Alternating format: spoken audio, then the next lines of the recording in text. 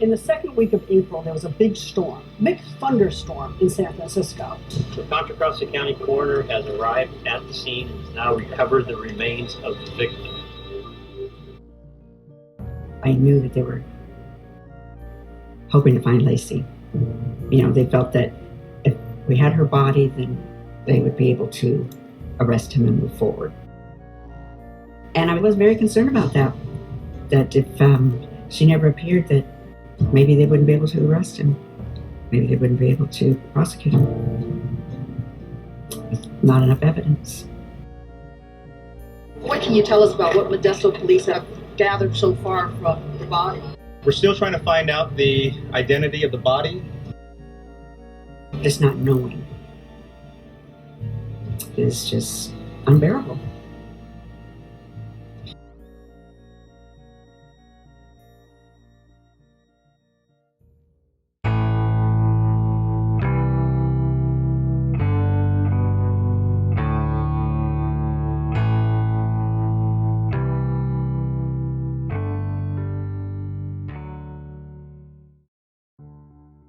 At the end of our last episode, pathologist Dr. Brian Peterson prepared to perform one of the most grievous examinations he would conduct over his decades-long career as a medical examiner, and though he hadn't known it at the time, it would also be one of his most notorious.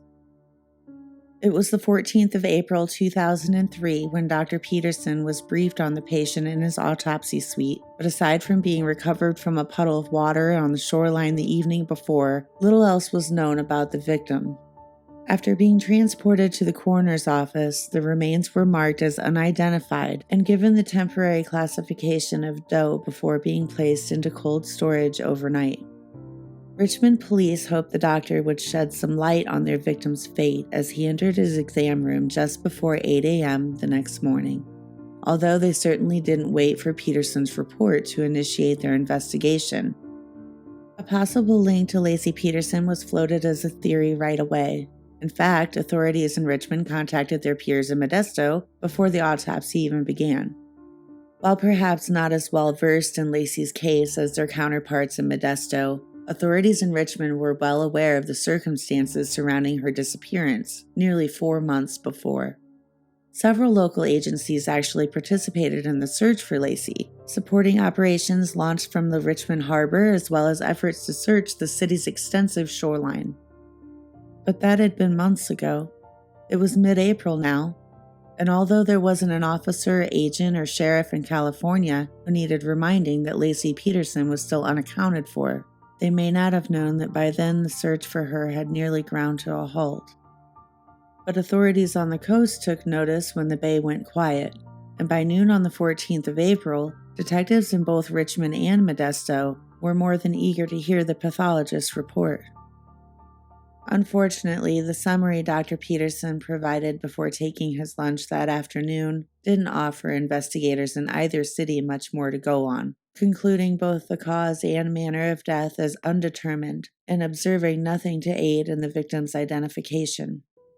Though it wasn't long before the grisly remainder of the story was unveiled, not only revealing the identity of their victim in Richmond, but that of his killer in Modesto as well. Detective Craig Grogan started his day a bit early that Monday morning. Sharply dressed as usual, he drove to the Modesto police station in a freshly pressed dark suit, a crisp white collared shirt, and a sensible tie, arriving at his office well before 8 a.m. Due to testify in court later that morning, he wanted to retrieve his messages and check in with his colleagues for updates before heading to the courthouse. Aside from his court appearance, Grogan had begun nearly every day over the past 15 weeks much the same way, waking with hopes of learning something beneficial to Laci Peterson's case and growing more impatient and frustrated as each day passed with no progress. He and his colleagues had worked alongside nearly 90 other agencies, federal, state, private, and commercial, to find Laci since she'd vanished on Christmas Eve. So far, they'd found nothing. Her missing persons case had long since been reclassified as a homicide, and while Grogan remained steadfast throughout, he struggled to maintain his optimism as he began his 109th day as the lead detective on the case. Grogan checked his office voicemail that morning, but knew as he gathered his notepad and pen that if there'd been any news overnight, he would have already gotten the call.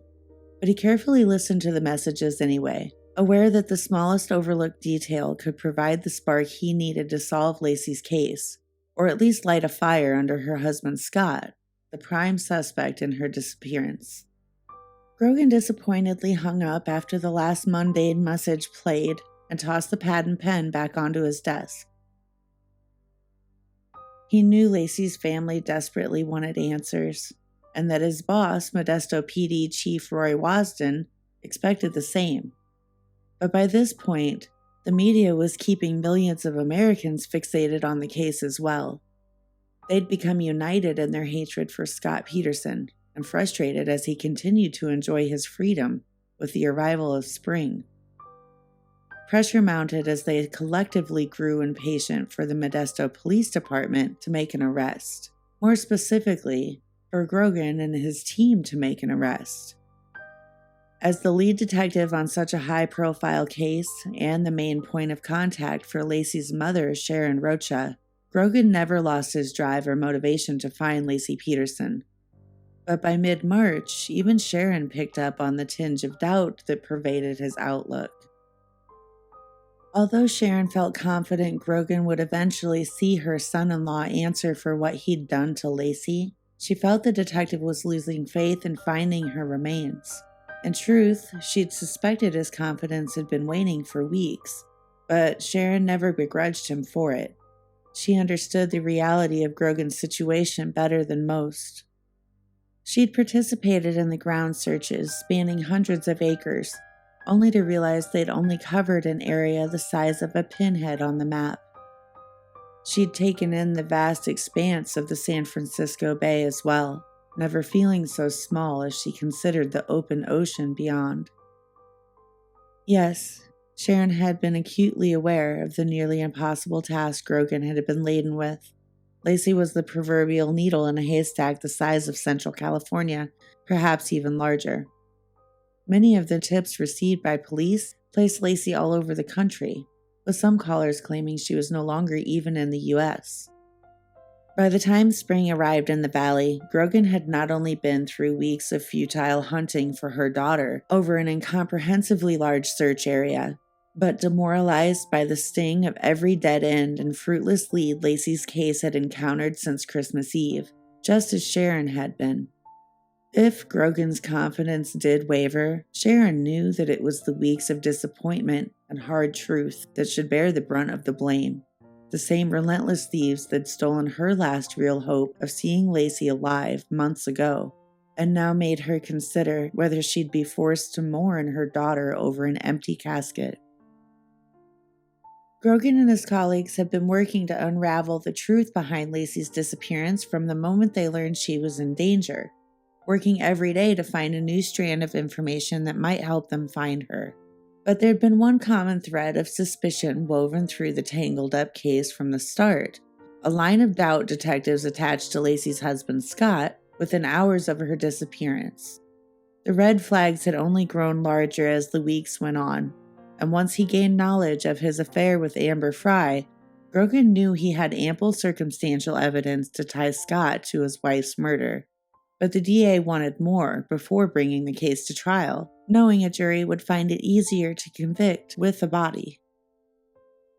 By the time the weather changed, Sharon was beyond weary waiting for the other shoe to fall for Scott, and she'd begun checking in with Detective Grogan multiple times a day, every day, to ask about his arrest warrant. But he continued to reassure her that he would deliver retribution to Scott for their murder, even without their remains as evidence of his evil deed. He'd constantly been promising Sharon for weeks that it was only a matter of time before they detained Scott. But there were similar whispers of an arrest drifting through Modesto from other sources as well. In fact, KTVU correspondent Ted Rollins reported on claims of Scott's imminent arrest as far back as early March. According to Rollins, a source close to the case claimed the investigation was right on track, and that police had long since ruled out all reported sightings of Laci on the 24th. The unnamed source went on to state that it wouldn't be a matter of if, but when they would arrest Scott Peterson for the murder of his wife, Laci. But as of the morning of April 14th, a month and a half later, Grogan was still holding out for the smoking gun that would lead to handcuffs for Scott. He continued to try to convince Sharon that they had a winning case, even without Laci and Connor as evidence. But the fact that Scott remained a free man as Easter approached may reflect otherwise. While securing the probable cause for Scott's arrest was certainly Grogan's first priority, and he knew the recovery of Laci's remains would tremendously help his efforts, the warrant wasn't his only motivation for finding her and Connor. Over the span of the case, he and his colleagues understandably became emotionally invested in the case and with Laci's family. Many of the officers involved in the search attached Laci's picture to the back of their clipboards, as did several members of the dive team who had actually met Sharon in person at the police station. But Detective Grogan had grown particularly close with her. He'd been by Sharon's side from the beginning, and they'd spoken multiple times a day since Christmas. He was her main point of contact since Laci vanished, and they'd been on a first-name basis throughout most of the investigation. Grogan knew how broken Sharon was over the loss of Laci and Connor, and although it was in his job description to bring them home, he knew she dwelled in a dark place without her daughter and grandson. He wanted to give Sharon the small solace of putting them to rest so she could properly grieve. But as the investigation slowed to a snail's pace with the arrival of spring and the search of the bay stopped completely, Grogan may have begun to question whether Laci and Connor would ever make it home to Sharon and whether he'd ever be able to convict Scott without the testimony of their remains. Disappointed with another predictable morning with no updates, Detective Grogan sat back in his chair with a heavy sigh. He checked his watch. It was just after 8 o'clock, too early to head to the courthouse and too late to dig into anything too deeply. He was scheduled to testify for the state in an unrelated homicide case that morning, which he was well prepared for, and with the courthouse just around the corner, Grogan's eyes fell to the piles of paperwork, photos, and notes on his desk. 10,000 tips, 300 reporting officers, 90 agencies, 40,000 pages of case reports, 3,200 of them his. Of those, 1,700 were a typewritten narrative of his own. He'd done 300 of the interviews himself, and there were 115 audio tapes, 50 of those from interviews he'd conducted himself. There were 74 videotaped interviews as well. But boxes also littered the floor of his office with countless more pictures, reports, statements, receipts, phone records, maps, audio tapes, and transcripts. It was essentially every piece of evidence collected in Laci's case over the past 109 days. He couldn't help but be impressed with the sheer volume of information, but Grogan was still left frustrated, knowing the most critical evidence they needed wasn't in those boxes, but anchored on the murky seafloor of the San Francisco Bay. A moment later, the phone rang, jerking Grogan forward in his chair and pulling his gaze from the boxes to the display on his caller ID. Recognizing the Richmond area code, he snatched up the receiver, scrambling to retrieve his notepad and pen as he answered. The caller identified himself as a clerk with the Richmond Police Department, but as the man continued, Grogan quickly realized there wouldn't be many notes to take. He explained that a body had washed ashore the evening before and that a man and his wife had discovered it while walking their dog. They thought their victim might have a connection to Laci Peterson, but the clerk didn't know much more. Richmond authorities were still just hours into their investigation and had very few confirmed details to share. In fact, their clerk couldn't even tell Grogan the victim's gender. But the man did confirm that the pathologist was beginning the autopsy as they spoke, though he couldn't say when the doctor would report on his findings. Grogan jotted down the few notes he took during the call, but with a procession of questions running through his mind he knew the clerk couldn't satisfy, he glanced at his watch, quickly thanked the man for the call, and hung up.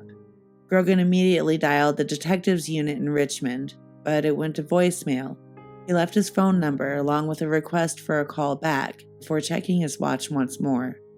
Sticking the few notes he had from the clerk into his suit pocket, he grabbed his briefcase and walked out the door.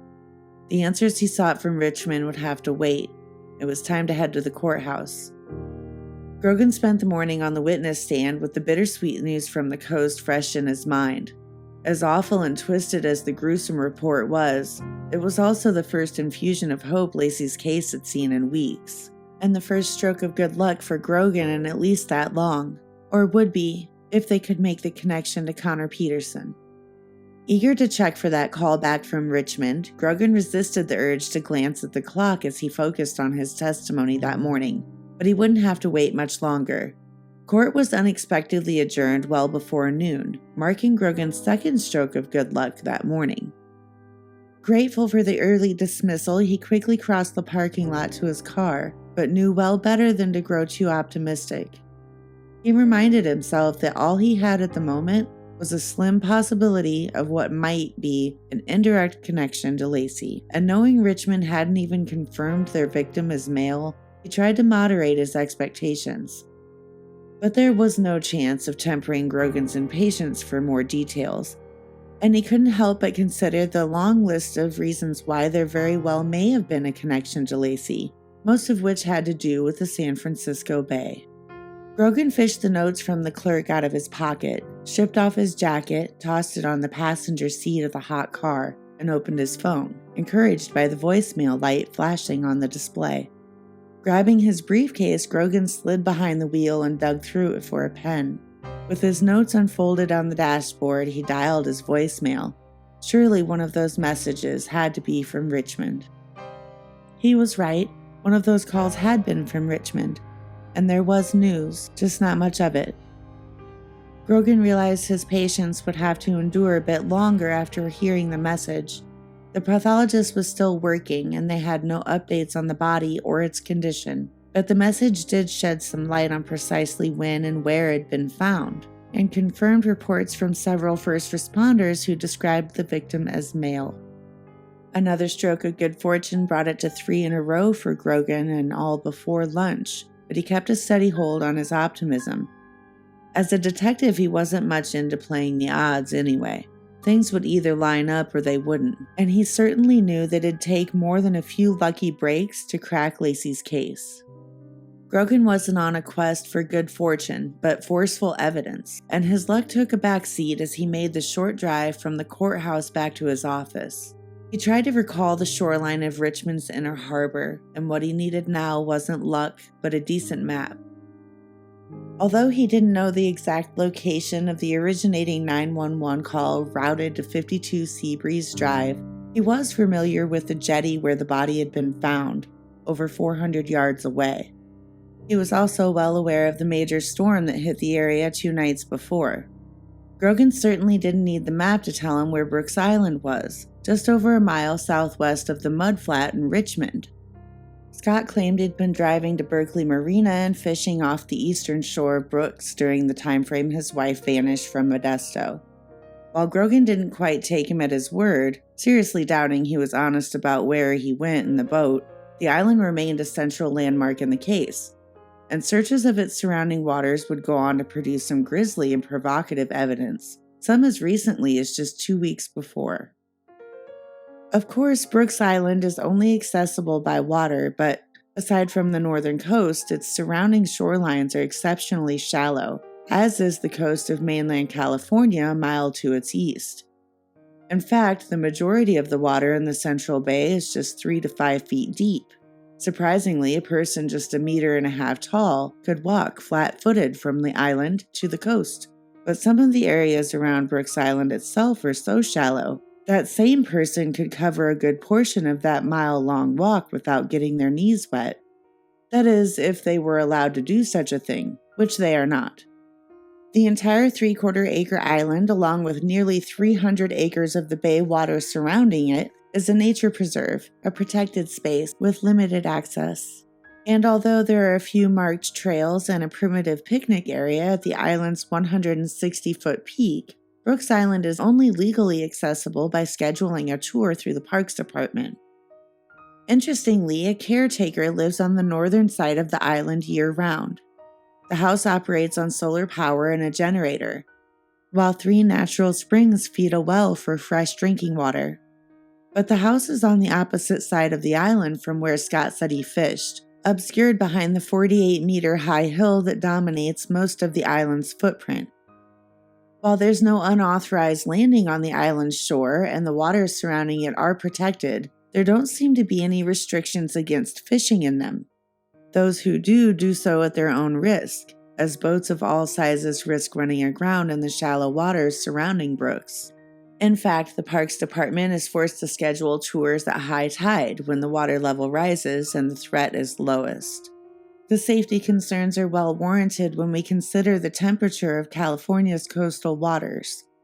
Strong, frigid currents constantly rush down the west coast from Alaska, consistently cooling the waters of the bay and creating a risk of hypothermia with prolonged exposure nearly year-round.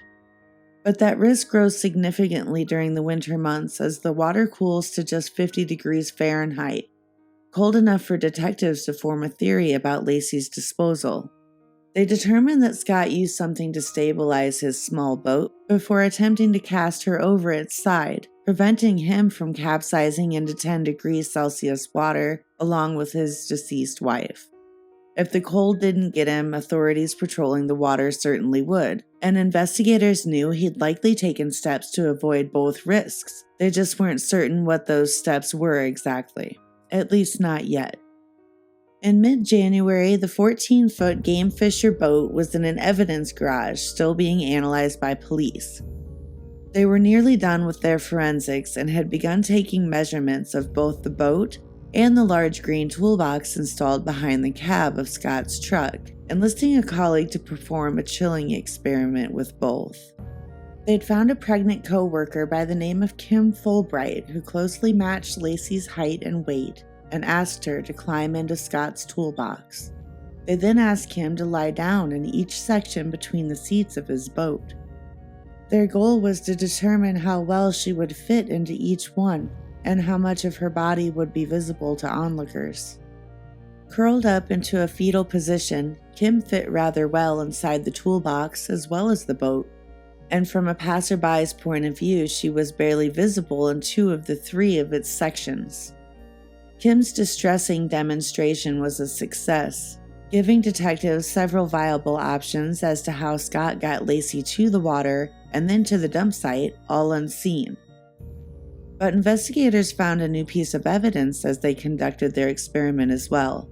Evidence that would send search teams and experts back to the bay, this time armed with a solid theory about not only how Scott stabilized his boat when he put Laci over its side, but where he'd put her in the water. A few days later, Sergeant Ron Cloward arrived at the bay with dive teams, water dogs, sonar equipment, and an experienced underwater search expert in tow. Although, as we'll see in a moment, Sergeant Cloward's searches of the bay in early January were far more modest. Sergeant Cloward was head of the Modesto PD Tactical Unit and assigned to Laci's case on the 26th of December. He'd worked closely with lead detective Craig Grogan since then. Cloward commanded the massive land, water, and aerial searches for Laci and Modesto. Covering everything within city limits by the end of the first week, he'd moved the ground searches west, into the wetlands. He'd also sent dog teams to rivers, lakes, and streams all through the valley. Boats and dive teams were deployed throughout Central and Southern California as well. But with zero progress, by the 8th of January, Sergeant Cloward began to coordinate the search of the valley from the San Francisco Bay. While other agencies had been scouring the marina and surrounding waters for over a week, it was Cloward's first trip to the docks at Berkeley, but he'd come prepared with a borrowed boat and sonar equipment, although he only had 2 other officers with him. Knowing the Coast Guard, Stanislaus Sheriff's Department, Berkeley PD, and others had been extensively searching the marina's rocky coastline and surrounding waters for over a week by then, Cloward sent his rented boat a bit to the north, waiting on the dock as his men deployed the sonar equipment off the coast of Cesar Chavez Park. The search on the 8th turned out to be a bust, but Cloward's men had better luck in the same area the following day. They hadn't been on the water long on the morning of the 9th when his officers reported back to the dock to inform their sergeant that they'd found a body. But the information was leaked to the media just hours after the images came through on the sonar, and rather than deny or ignore the claims, the Modesto PD leaned into the story. Public Information Officer Detective Doug Reidenauer approved press releases on both the 9th and 10th of January, confirming the speculation about possible human remains in the bay and explaining that bad weather and diver fatigue temporarily prevented further investigation and recovery efforts. Now, if this story sounds familiar, that's because it is. We've covered this incident in a previous episode, although back then we mainly focused on Sharon's trepidation and Scott's suspicious behavior after the announcement. But this time we'll view these events from the perspective of law enforcement, helping us to gain useful insight into the strategies and equipment used during their search for Laci, while uncovering several obscure but grisly details about what they found in the process.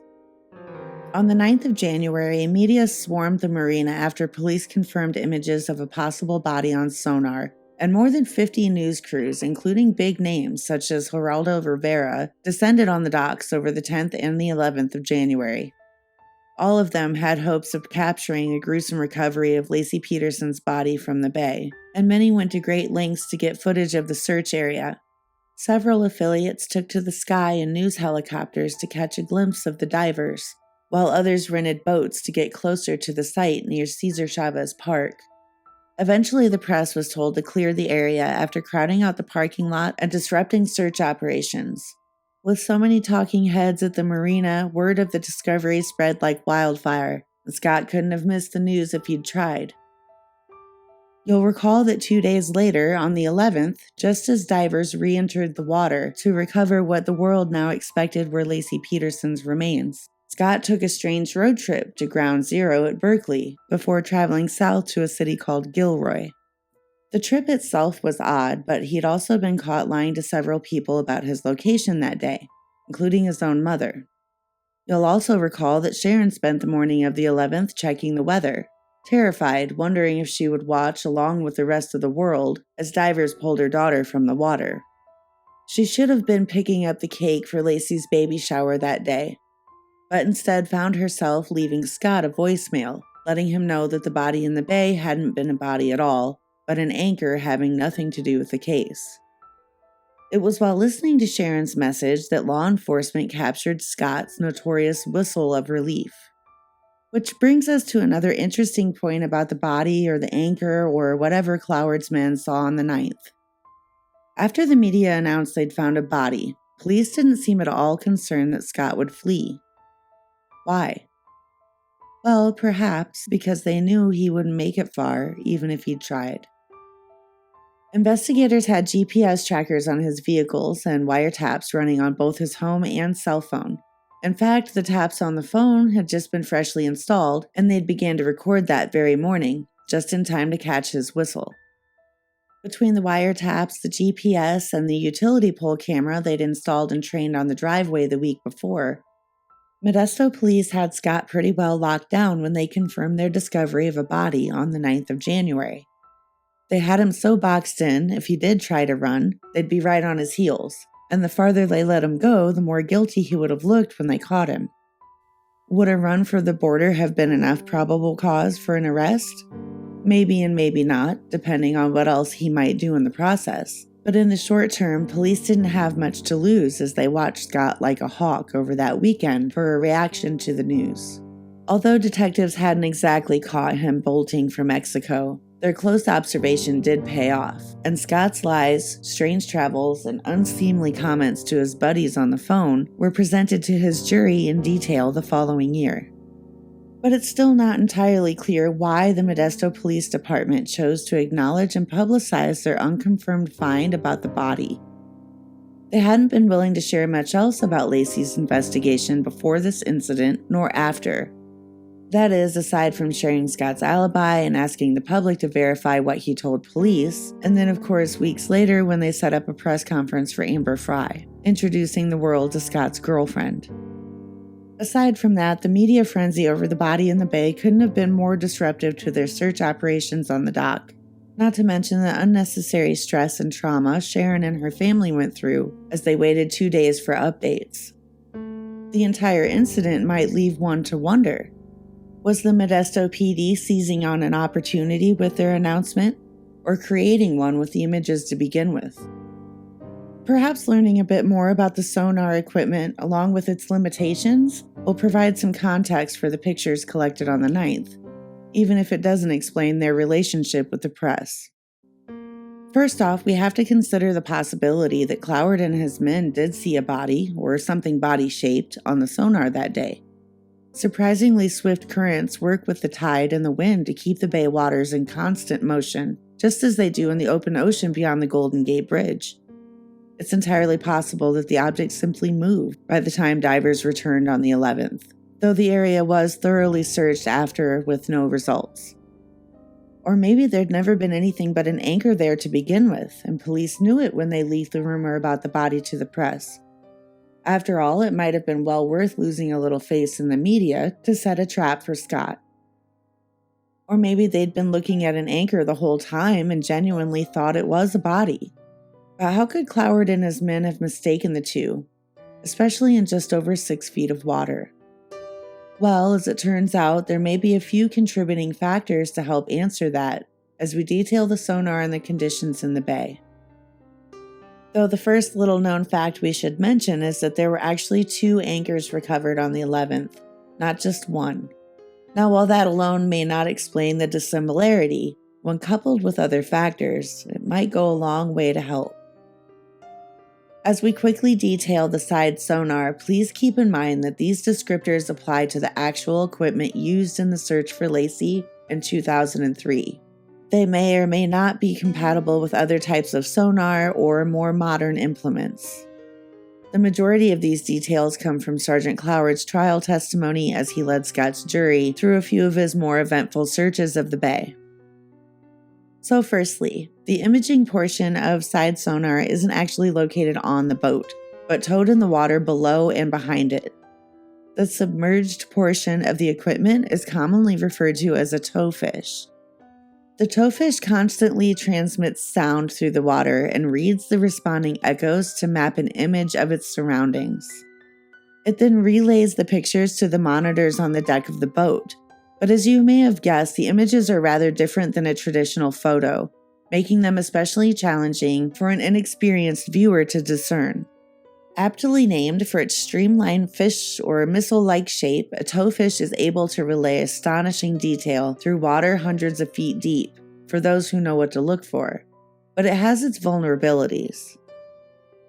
One of the biggest enemies of the side sonar is high wind, although technically it's not the wind itself, but the waves it produces that cause an issue. The waves rock the boat and the movement warps the images. The bigger the waves, the more distortion from the towfish as it's yanked around on its line below. But the largest drawback with the sonar for Sergeant Cloward was the inability to use it in shallow water, which didn't bode well for a search of the inner bay.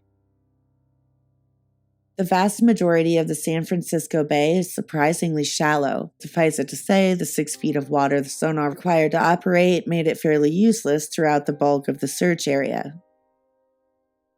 What that meant for Cloward and the other agencies on the water was a painstaking search of the shallows, exploring the vast area of anything less than 6 feet or 1.8 meters deep, using only dive teams and submersible remote-controlled vehicles called ROVs, both of which presented their own set of challenges. Firstly, neither the divers or the ROVs could work without disturbing the sand on the seafloor, easily marking visibility as their largest shared issue. But the rapid currents were troublesome for both as well. According to Sergeant Cloward, high-tide floodwaters would commonly surge into the bay, accelerating the current speeds to 6 knots or more. With the water rushing at over 7 miles per hour, or 9.6 kilometers per hour, the divers and ROVs found it impossible to stay on target, and the boat itself struggled to maintain anchor as well. Oftentimes, operators would battle the waves to get a good image of an object on sonar or the ROV, just for the exhausted divers to lose their fight with the current and murky water, attempting to retrieve it. All they could do was mark the spot and return another day to try again, just as they had when Cloward and his men spotted their body on January 9th, perhaps explaining how it had been confused with 2 anchors and left unconfirmed until the 11th.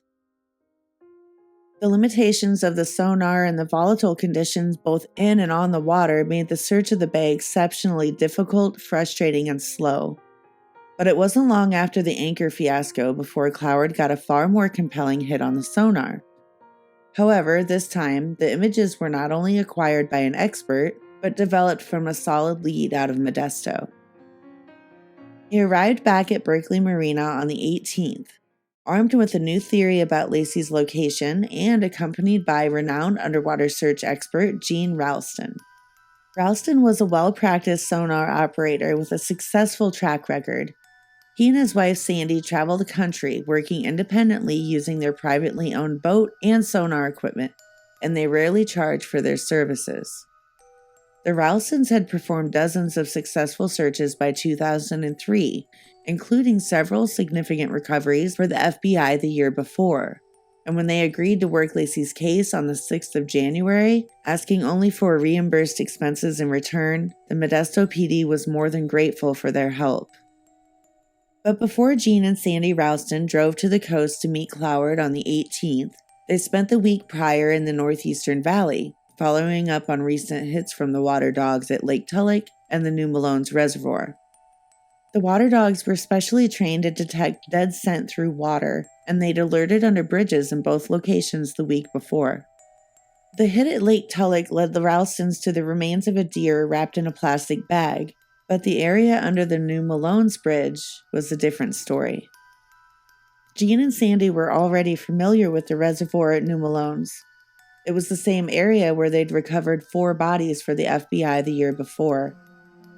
That'd been their first homicide case, and Gene can recall the difference between the dozens of searches he and Sandy conducted for drowning victims and accidental deaths versus what Gene called packaged and weighted bodies discarded by the Russian mafia.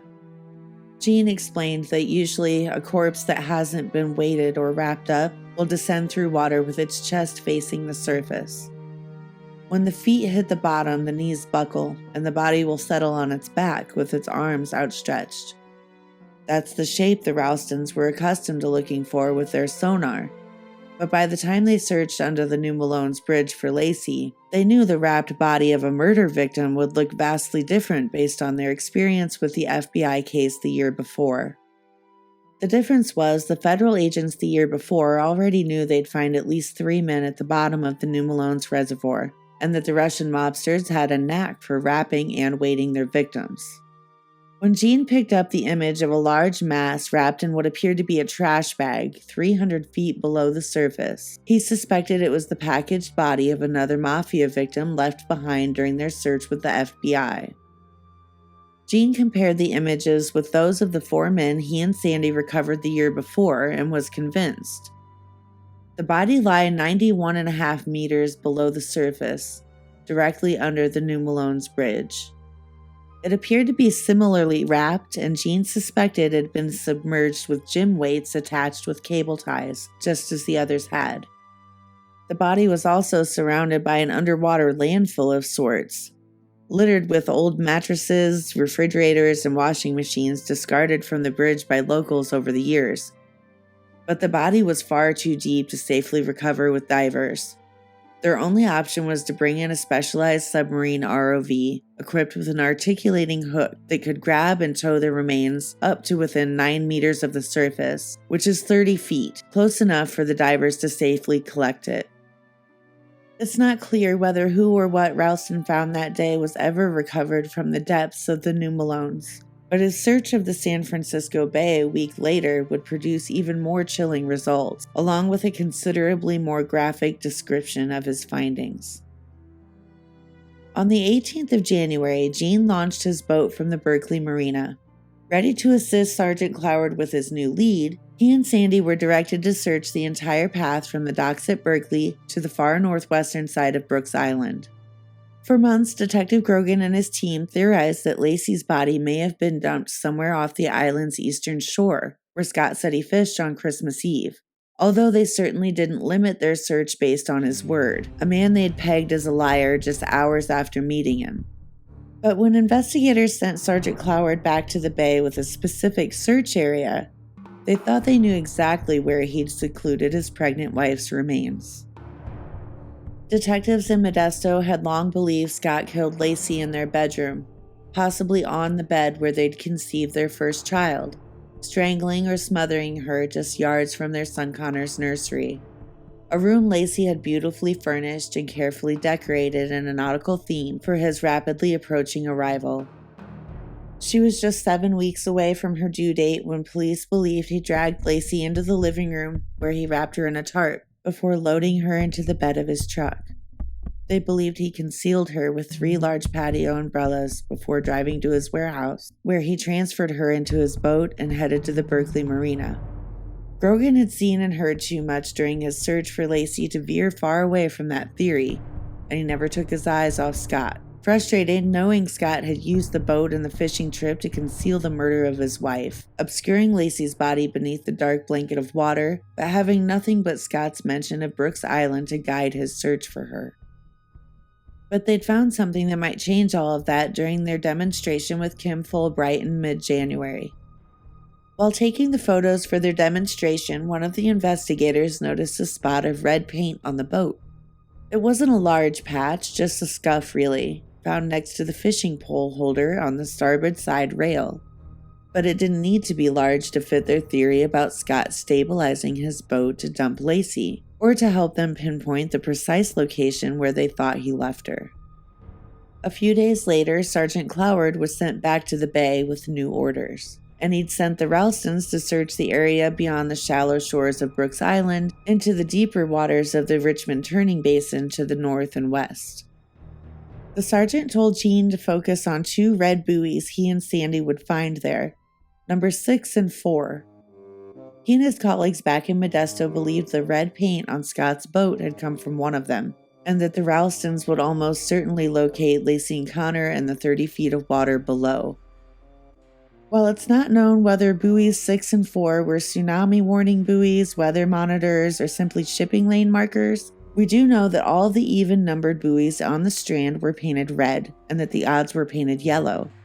We also know that the buoys weren't of the same style. While they were both floating buoys, tethered to a chain on the seafloor that allowed for limited movement, buoy number 6 was short and wide, while buoy 4 was on a tower. On January 20th, 2 days into Jean and Sandy's search, Detective Phil Owens traveled to buoy number 6 to collect a paint sample, though it's not clear if he'd done the same for buoy 4, or if the sample was collected before or after Jean detected something of interest on the sonar sometime that week. We don't know the exact date when Jean first saw the 65-inch long object in the water near buoy number 4, but when he reported his findings back to Cloward, telling him there were 2 smaller square objects next to it, the sergeant sent dive teams and the ROV to thoroughly search the area, but they couldn't find anything, and Cloward wouldn't get answers until Jean and Sandy returned almost a month later, arriving back at the marina on the 12th of March to lead the dive team back to the spot where they'd seen the object near buoy number 4. The object was gone by then, but they did recover the small square objects that remained. Much to the sergeant's frustration, the divers pulled up 2 anchors, again, but because they were square and didn't match their theory about the anchors Scott made, they threw them back into the 9 meters of water they'd come out of. Later that day, Cloward sent Jean a set of GPS coordinates west of Point Richmond after a water dog alerted in the area. It wasn't far from the square anchors they'd just tossed back, or from buoy number 4, although detectives already knew the paint on buoy 6 hadn't been a match to the paint on Scott's boat. They'd even checked the maintenance schedule to see if it had been repainted since Christmas Eve. It hadn't. But Cloward stayed in the area near the buoys after a dog detected dead scent, and the Ralstons picked up something on their sonar right away. After taking a good look at the images, Jean suspected it was the same 65-inch object he'd seen next to the square anchors during their search the month before. It was oblong in shape, wrapped in plastic or a tarp, and appeared to still have weights attached. It also closely matched Laci's measurements and the shape of her body. But Jean and Sandy found something that looked even more like a body during their scans of the same area the following day. Jean clearly saw the head, neck, shoulders, and most of the back of a prone person in the water. The body was swarming with crabs, and the torso had no clothing, but wisps of light-colored fabric drifted above the lower portion. Unfortunately, just after Jean and Sandy documented the 2 target areas, the wind kicked up, and the water grew too choppy for divers to bring either object to the surface. Cloward rode along with the Ralstons the following day to put the ROV in the water for a better view of the targets, but they were unable to locate either one. That was on the 14th of March, but Jean checked the area every day, claiming both targets were still in place through the 19th. A commercial dive team was called out on the 25th to make the recovery, but both targets were gone by then, and Jean and Sandy failed to find either of them during the final days of their search. The Ralstons' efforts to find Laci in the San Francisco Bay at the end of March would be the last, as authorities ran out of resources along with places to look. An interesting thing to note about the gruesome discoveries Jean and Sandy made during the final search for Laci was how closely police guarded the information. They prevented all leaks to the media, made no announcements, and didn't warn Sharon that they'd found something. Instead, they remained very tight-lipped about the searches since late January, revealing very little throughout both February and March, fearing Scott would flee and possibly get away with it this time. They no longer had a wiretap on any of his phones, and the camera trained on his house had been useless for months because he was never there. Scott had become rather nomadic since late January when Kim McGregor broke into the house on Covina and stole his underwear. But detectives also knew he wasn't driving the cars they had GPS trackers on. In fact, Detective Grogan learned from the cops in Berkeley that when Scott reported the graffiti artist downtown on April 1st, he'd been driving his father's truck, but he'd been far from surprised to hear it. It certainly hadn't been the first time Scott switched vehicles to avoid being tracked or made efforts to prevent being followed. And by mid-April, Grogan saw his shenanigans with the cars as a somewhat normal pattern over the past several weeks. At the time, he was far more interested in Sergeant Cloward's report about the sonar hits near the Richmond turning basin and the images the Ralstons picked up there. Even though the search efforts in the bay had been put on hold, Grogan was nowhere near ready to give up. Certain Laci was in that water, somewhere. In fact, he'd already scheduled an interview with another expert in San Francisco, hoping to gather something that might help him convince his bosses to send Sergeant Cloward back out onto the water. But little did Grogan know, as he awaited the pathologist's report from Richmond on the 14th, that Scott had already upped his squirrely game with the cars to keep police off his trail, and that not long after, he'd try to make that guilty run for the border they'd all hoped for as well. Grogan thought back on Scott's fishing trip and the Ralstons' failed searches as he studied the map rolled out on his desk after returning from court that morning. He recalled the extensive grid searches of the Central Bay, the failed attempts the experts made to predict Laci's location in the water, and the few occasions when they thought they'd finally found her, only to discover more disappointment and frustration. Then he considered the areas where they thought Scott may have dumped her body. Grogan put his finger on the eastern shore of Brooks Island and slowly traced an invisible path north and east across the bay to the tiny spot on the jetty where Michael Luby and his wife took their nightmarish walk the evening before. Grogan then measured the distance between Brooks Island and the recovery site where his white-tipped finger was still pressed firmly onto the map. The 2 points were only a mile apart. While the close proximity of Brooks Island at just under 2 kilometers away was certainly of interest, Grogan also found it curious that the area where the Ralstons found not 1 but 2 bodies just a few weeks before lie 3 miles due west of the jetty where their victim came to rest. The section of deeper water where Jean and Sandy captured their disturbing images is known as the Richmond Turning Basin, the same area where the red buoys are located and nearly a straight shot down the channel into Richmond's inner harbor, just a stone's throw from the crime scene where his finger still rested. Even though the paint on the boat wasn't a match and there was never any confirmation of what Jean Ralston saw, The turning basin was becoming more difficult for Grogan to ignore, and he began to wonder if the area might hold more significance than he and his team may have realized.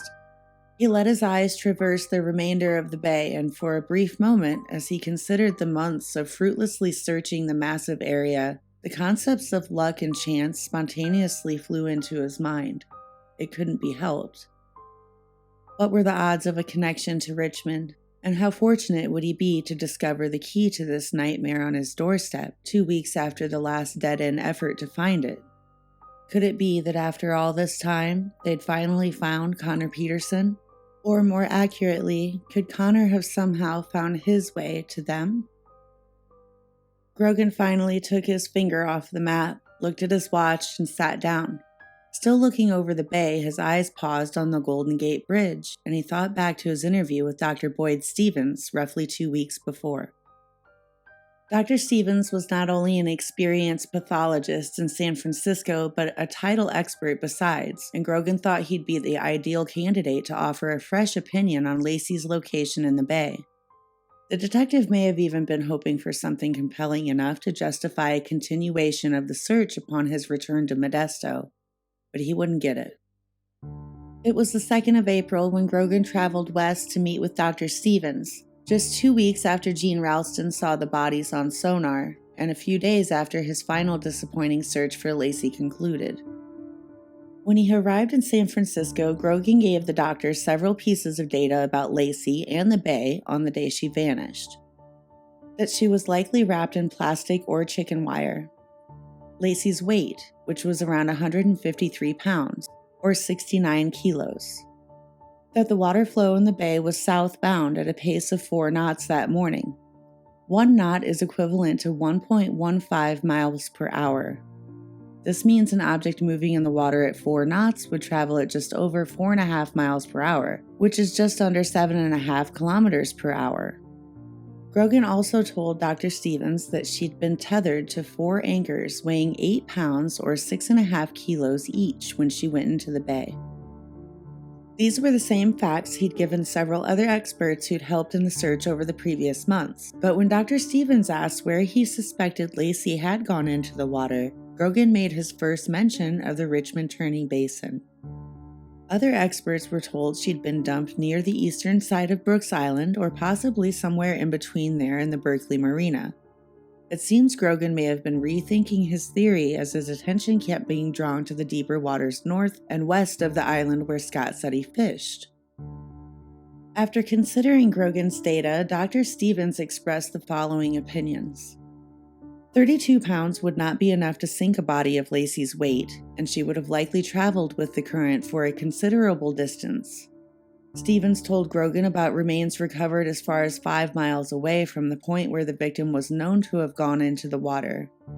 He opined that the current would take her, and that unless she or the anchors became caught on something, or the flow of the current slowed long enough for them to catch and sink in the mud, she would have likely been carried out into much deeper waters. The doctor also explained to Grogan that a body would be even less likely to sink if it was wrapped in plastic. The air and gases released during decomposition would fill the space surrounding the body, lending additional buoyancy to the gruesome bundle and requiring even more weight to hold it down. He theorized that if Laci's body had been pulled into deep water, wrapped in plastic, she would still be in relatively pristine condition 15 weeks later. Conversely, if she had been left to the elements in shallow water for 15 weeks, only her bones would remain. Dr. Stevens also told Grogan that victims are better preserved in deep water. The pressure helps to physically hold the body together, while the cold temperature reduces the bacterial effects of decomposition. Grogan may have felt a bit dejected on his drive back to Modesto, knowing Dr. Stevens had not only given him nothing compelling to justify the launch of another search, but actually contradicted a few of their theories while offering his opinion. However, the doctor's input was nowhere near enough to shift Grogan's focus away from the bay or from Scott, and he and his colleagues held fast to their original hypothesis. He'd strangled or smothered Laci in their bedroom, dragged her to his truck, and thrown her body somewhere in the bay. But Dr. Boyd Stevens and search expert Gene Ralston were far from the only people offering opinions on Laci's location in the water. Some even claimed to know exactly how Scott killed her, a detail even Grogan couldn't be certain of, though some of the theories were decidedly more spectral than scientific. Sharon Rocha was a solid skeptic when she opened an email from a Northern California woman named Sandra on the 15th of March. She wasn't even sure what had prompted her to check the psychic section of Laci's website that day, as she rarely had before. Attributing it to her restless mind, she read the message from Sandra rather than crawl the walls, waiting for anything at all to develop in Laci's case. The email was 25 pages long, and Sharon fully expected it to be a waste of time to read. But with nothing but time to spare and misery to occupy her thoughts, Sharon settled in at her desk. Several pages in, she realized Sandra's psychic message was rather intriguing, but knots began to form in her stomach and the heat of anger warmed her skin as she read on. Reaching the last line of the final paragraph in Sandra's closing, she immediately scrolled back up through the 25 pages to the beginning and read the entire message all over again. The email had such an impact on Sharon, she shared it with Detective Grogan 2 weeks later, having read it over a dozen times by then. She knew he might think she was crazy for sending it to him or for validating a tip from a psychic in the first place, but she felt a connection within its pages and told Grogan there was valuable information there and wanted his opinion, whether he thought she'd gone off the deep end or not. So, what did Sandra's clairvoyant message contain that had Sharon so passionate and upset? Well, Sandra explained that she was able to communicate with the dead, and that they'd provided her with answers about what happened to Laci. She used her abilities to ask the spirits questions, though their response would invariably be a cryptic one that only she could decipher. In early March, Sandra asked the departed about Laci Peterson. The spirits told her Scott strangled Laci with a lamp cord, and that after a short, futile struggle, he'd wrapped her in a tarp and loaded her into the bed of his truck. Sandra's spirits seem to have developed a similar theory to that of the Modesto PD so far, aside from the detail about the lamp cord, of course. But the first time Sharon read about the specific location where Scott dumped Laci's body, she knew she needed to take a trip to the bay to see for herself. She tried to force herself to sleep as she made a plan in her mind to get to Berkeley as soon as possible, though she didn't know what she expected to find there.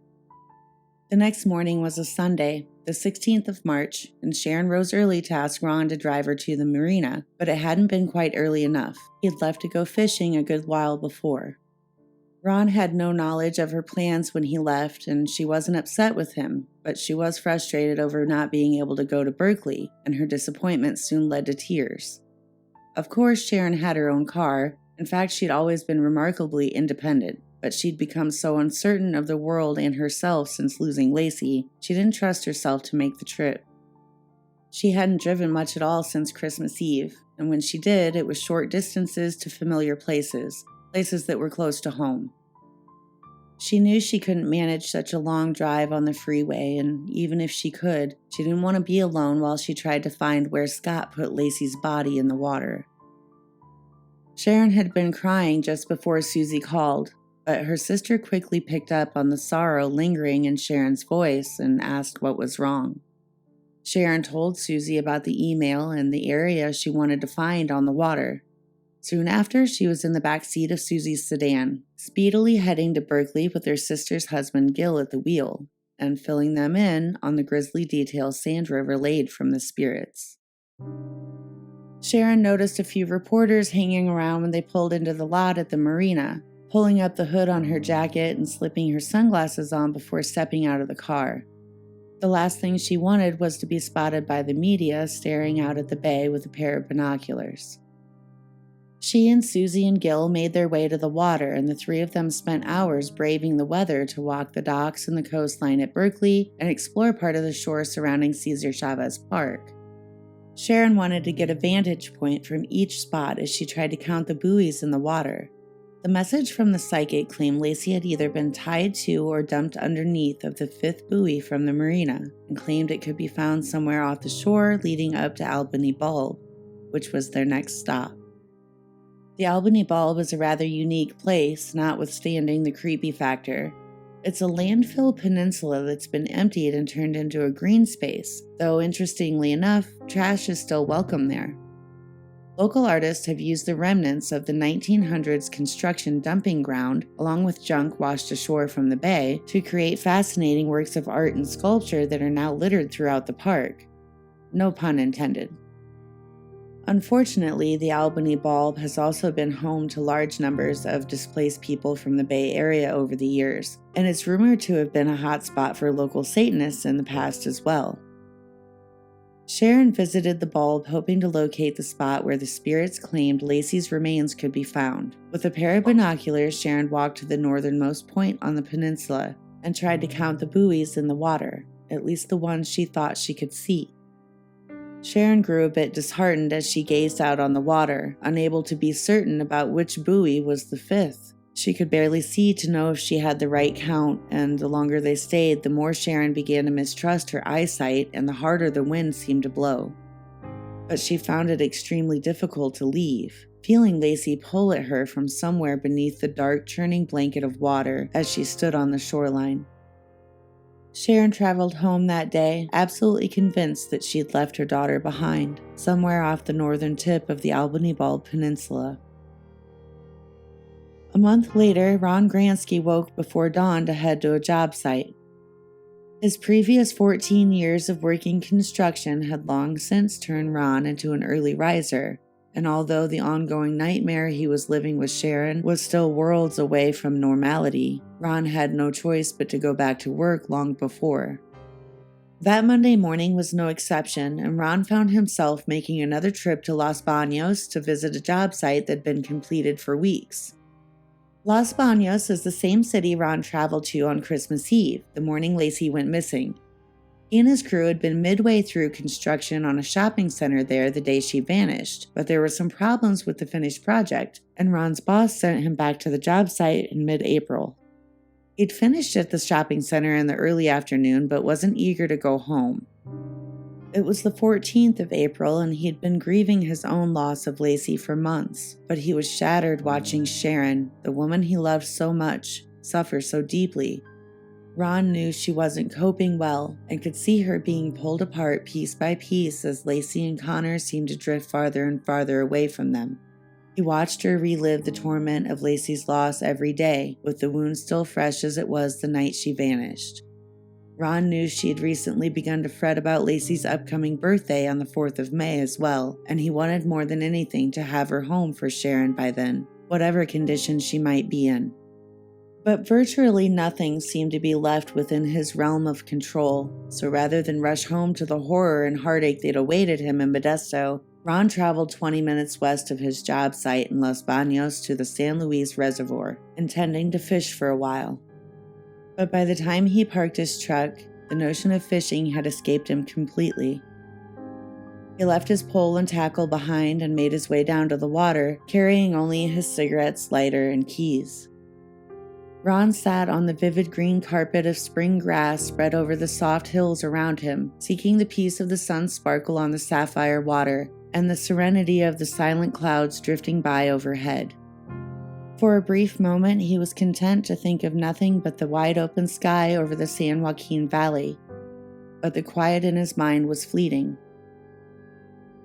He'd often retreated outdoors to contemplate life's troubles in the past, and while he loved to fish for sport, the backdrop for Ron's hobby had always been somewhat cathartic for him. But Mother Nature didn't seem to offer him the solace she used to, or perhaps now, his grief simply ran too deep to console. Recently, his stolen moments with the sun and trees had been spent mourning the loss of Laci and Connor, while trying to cope with the destruction of the rest of his family, though his largest concern was for Sharon. Desperate after witnessing the damage she'd suffered through nearly 4 months of chaos and unthinkable anguish, Ron used his time by the water on the 14th of April to talk to God. Always known for his direct approach, Ron leveled with his maker on some hard truths before sending up a simple but sorrowful plea for his help. Not for himself, but for the broken heart of the woman he loved. God, I don't ask for much, he said, but I know Laci's dead. I want you to give her back to us. Sharon has to be able to mourn. If she doesn't get Laci back, I don't think she'll ever get better. If you could help, I'd sure appreciate it. Ron sat in the sun a short while longer before making his way back to his truck, noticing the voicemail light flashing on his phone as he unlocked the door. He was surprised to see that it was already 3 o'clock and that he'd missed a call and gotten a message from his buddy Frank. Ron listened to the brief voicemail while still standing next to his truck. A bit confused, Ron deleted the message and hung up. What news? Having no clue what Frank meant, Ron called him right back, asking his friend, "Have I heard what?" Frank told him that authorities recovered a body on the coast that morning and that they'd found a baby not far away the day before. Ron closed his eyes and thanked his friend. The tears came as he turned his face to the sky, thanking God for the devastating answer to his prayer. Detective Grogan was already on the phone with Dr. Brian Peterson from the Richmond coroner's office by the time Ron heard the news from Frank at 3 p.m. Grogan anxiously awaited a report from the pathologist's office as he returned from his lunch break a few hours before, still preoccupied with the details of the doctor's autopsy of the body found the previous day. But when a call finally came in from Richmond while Grogan finished his lunch at 1 o'clock, it wasn't from the coroner's office, but from the East Bay Regional Park Police. They'd found another victim. When the officer told Grogan an adult female had been discovered on the rocks that morning, just a mile southeast of the first crime scene, he knew it was Laci, and after reading the long-awaited autopsy report a short while later, he was sure their first victim was Connor. At 3 p.m., Grogan called Dr. Peterson directly to make a request. Grogan wondered if Dr. Peterson would not only be willing to perform the autopsy for the female found that morning, but if he could also begin his exam right away and have a report ready for him that evening. Though DNA testing wouldn't provide official confirmation until days later, Grogan made it clear to the doctor that he strongly suspected the female victim to be Laci Peterson, and that the male from the previous day was likely Connor. Because of that connection, it was important to the detective that both autopsies be completed by the same pathologist, and Dr. Peterson agreed. We'll discuss Laci's location and condition in a moment, but the details surrounding her graphic discovery and autopsy won't be disclosed here. Because of their highly disturbing nature, those particulars will be segregated into our next episode rather than being included here as an unwelcome surprise to our sensitive viewers. Laci's body was discovered on one of the massive rocks forming the western seawall of the Point Isabel regional shoreline. The majority of the headland there is also a reclaimed landfill that was transformed into a public green space in the 1980s, hence its jurisdiction falling under the East Bay Regional Parks Police, even though Point Isabel is still within Richmond city limits. The area has been converted from landfill to one of the largest and most populated off-leash dog parks in Contra Costa County.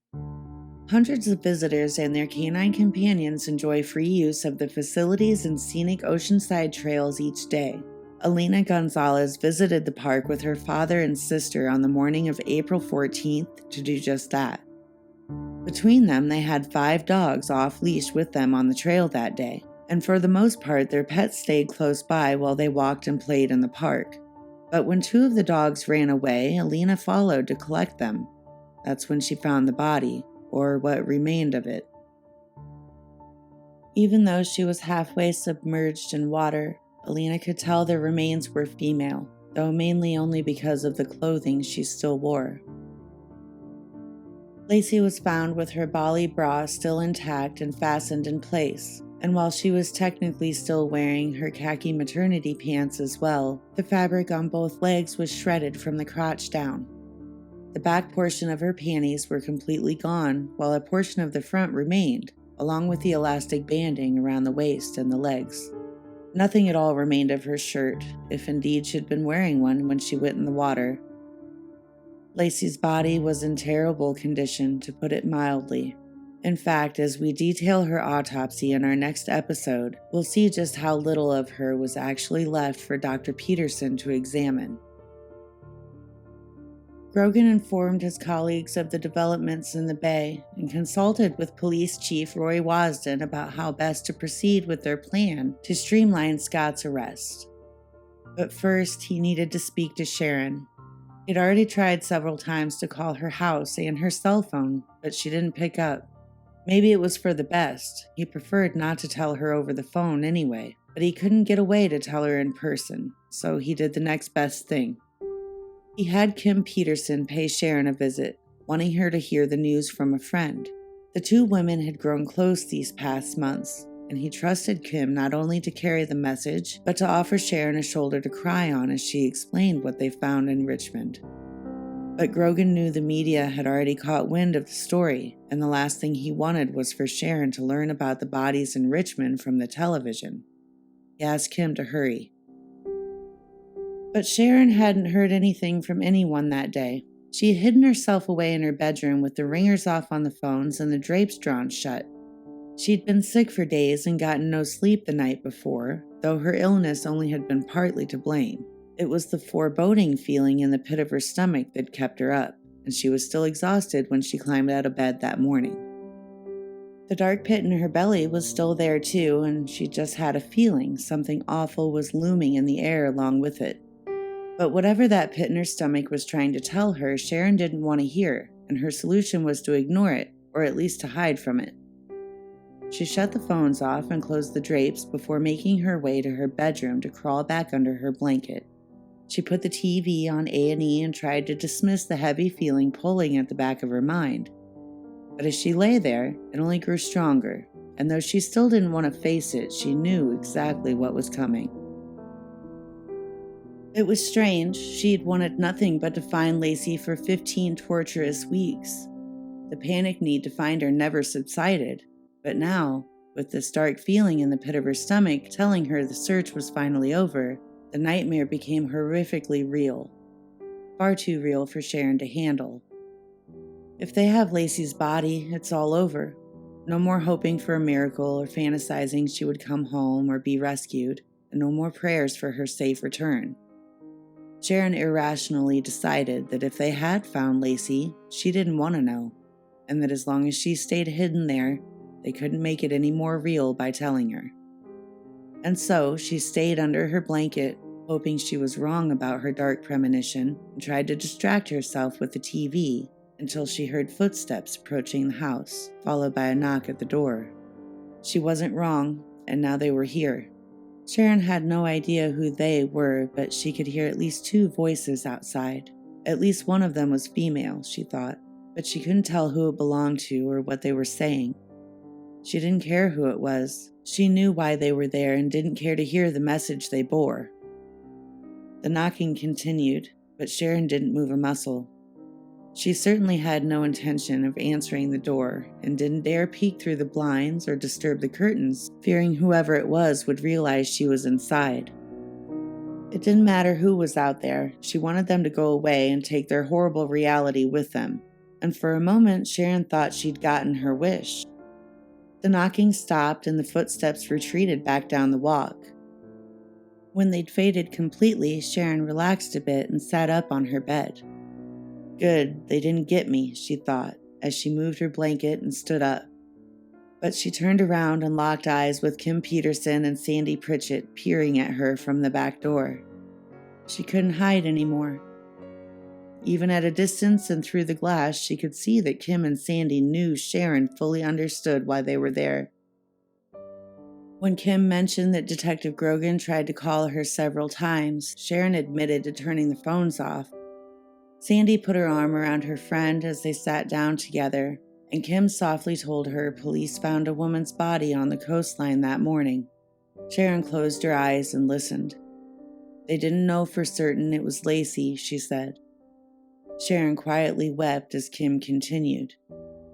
But when she said the body was found somewhere north of Berkeley Marina, Sharon took notice. She already knew it was Laci. She could feel it was her. What she wanted to know was precisely where they'd found her. Before she could ask, Kim was telling her they'd found her on the shoreline about 5 miles north of where Scott launched his boat from the docks at Berkeley. But Sharon wasn't thinking so much about the marina as she was about Albany Ball. When Kim said the body was found in a park on Point Isabel, Sharon was stunned. The park at Point Isabel is less than a half a mile away from the Albany Ball by boat, and from buoy number 5 where the psychic claimed Scott dumped Laci's body. Sharon had known in her bones that Laci was in the bay since she visited there the month before, but she had no idea how eerily close the psychic would come with her prediction. But Kim had more dark news to share with Sharon before she could give much more thought to the spirits. Police believed they'd found Connor's remains the day before. Kim couldn't tell her much more, but she knew Modesto Police Chief Roy Wasden would be calling her soon, and Sharon fully expected he would confirm Laci's identity when he did. She and the chief had already discussed Laci's dental records and how they would use them to quickly identify her when the time came. Around the same time, Kim told her news crews were arriving at the crime scene, and they all knew it wouldn't be long before they showed up at Ron and Sharon's house, so they left.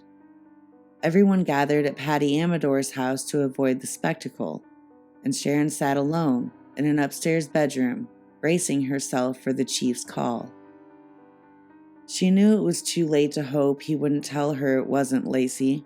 All she could do was lessen the impact by reminding herself that when Wasden did call, he would only be telling her what she already knew. The dental records were a match, and that it was officially her daughter they'd found on those rocks. Sharon was ready to hear everything she expected Wasden to say about Laci, and after all the horror she'd been through since losing her, she felt she was finally passing through the darkest part of the nightmare. But when the chief finally called, the conversation didn't go at all how she'd expected, and Sharon quickly realized how vastly unprepared she was for what Wasden had to say. She'd been naive to think that confirming Laci's death would be the height of her misery after finally finding her. In fact, the final details of her daughter's demise would be mercilessly brutal, plunging Sharon into a pit of anguish deeper than she'd ever known. Sharon answered the call from the chief, ready to hear him confirm Laci's death, but when he told her they still hadn't made an official ID and didn't expect one for days, Sharon was confused. She didn't know much about forensics, but she clearly recalled what he'd told her just weeks ago about Laci's dental records and how quickly they could use them to identify her. But when she mentioned that conversation, Chief Wasden fell silent for a moment. "I'm so sorry, Sharon," he said. "There was only a torso." She didn't understand. "What does that mean?" she asked. There was no delicate way to tell her Laci's remains had been decapitated, and that while they were launching an immediate search for her head and the other missing extremities, DNA testing was the only option left to confirm her identity. Sharon dropped the phone and softly fell back against the wall behind her. She let out a primal, guttural moan as she slid to the floor and collapsed into tears. Though the chief certainly could still hear her through the phone from where it landed on the bed, all Sharon could manage was a low, repetitive groan as she said no over and over again. Her world ended once more as she thought of Laci, her poor, beautiful daughter, and the heinous vestiges of her remains. Sharon thought she might be sick, and her mind instantly turned to Scott.